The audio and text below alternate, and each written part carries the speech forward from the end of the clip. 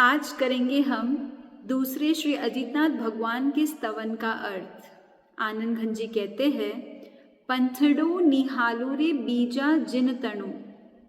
पंथड़ो यानी मार्ग, निहालू यानी गौर से देखना, ध्यान से देखना, बीजा जिन तणु दूसरे श्री अजितनाथ भगवान के पंथ को मैं ध्यान से देखता हूँ।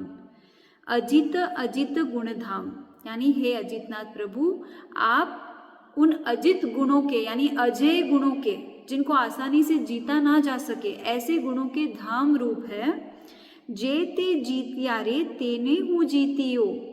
आपने जिन कषाय विषय आदि अंतर शत्रुओं को जीत लिया है, उनसे मैं हार गया हूँ, यानी उन्होंने मुझे जीत कर रखा हुआ है।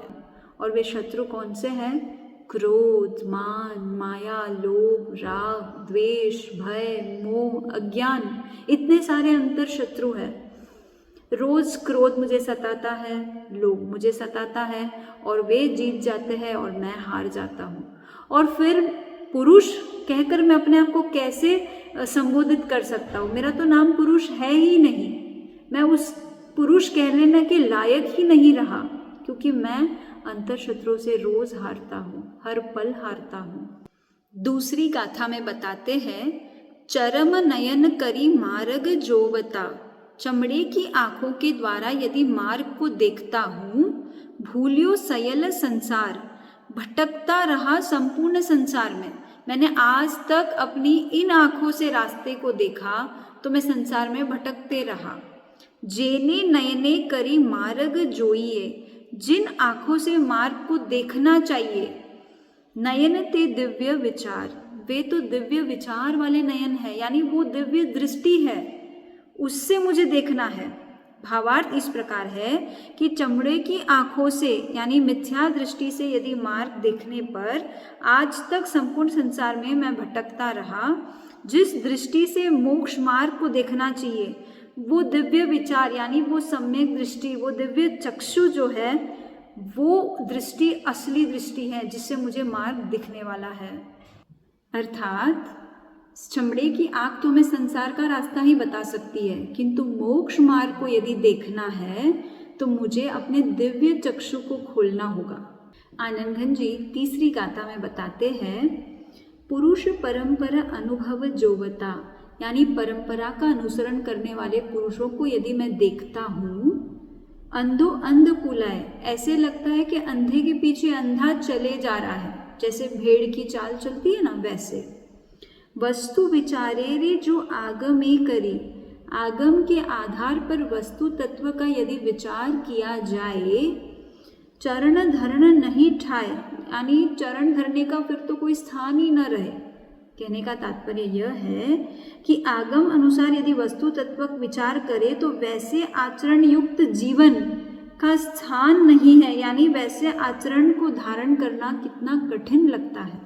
आनंद जी अगली चौथी गाथा में बताते हैं, तर्क विचारे रे वाद परंपरा, तर्क विचार से वाद विवाद की केवल परंपरा बढ़ती है। पार न पहुँचे कोई, जिससे कोई पार नहीं पहुँचता, यानी उसका कोई अंत ही नहीं आता है।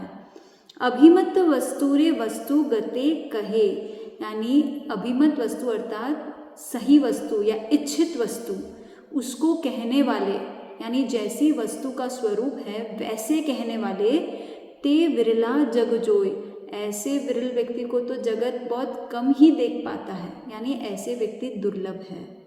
आनंद जी अगली पांचवी गाथा में बताते हैं, वस्तु विचारे रे दिव्य नयन तनु, यानी वस्तु तत्व का विचार जो है दिव्य नयन से होता है, यानी केवल ज्ञानी की आंखों से होता है।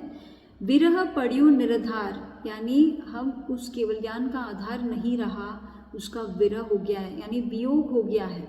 अब कोई केवल ज्ञानी है कहाँ जिनसे हम पूछकर वस्तु तत्व का विचार कर सके। तरतम जोगेरे तरतम वासना, तरतम यानी हीनादिक या न्यूनादिक योगे, यानी मन वचन काय की योग से, तरतम वासना यानी हीनादिक वासना वाले, वासित बोध आधार, अब इनसे जो वासित है वे ही हमारे बोध के आधार मात्र रह गए हैं। अर्थात पूरा विषय वस्तु इस प्रकार है, आत्म तत्व का विचार करने में केवल ज्ञानी का आधार तो अब नहीं रहा, वियोग हो गया है।